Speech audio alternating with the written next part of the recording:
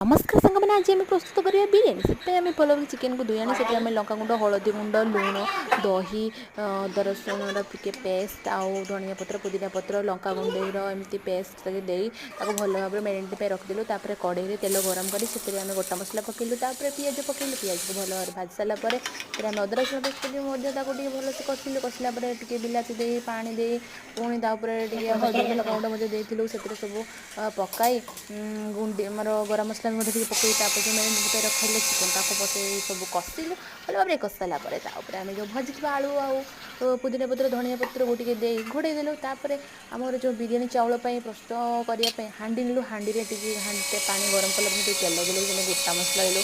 ये आमर लेंबू पकईलु लुण देलु पुदीना पत्र धनिया पत्र से दे कंचा लंका दे चाउल से प्रस्तुत होगा आम रायता प्रस्तुत करने गाजर आम काकुड़ी पिज को लेकिन सब रायता प्रस्तुत कलु आम पुणी ये बिरियानी प्रस्तुत करने सब लेयर पर लेयर देलु आगे प्रथम टे चिकेन देलु चिकेन पर भात भात उपर भाजा पिज दे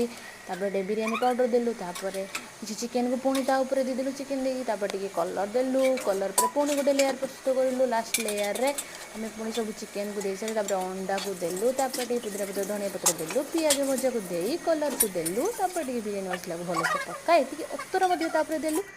टे अल्प पानी दे प्रस्तुत करदेलु आमर किसी टाइम 10 मिनट रखी प्रस्तुत होगा आमर बिरियानी।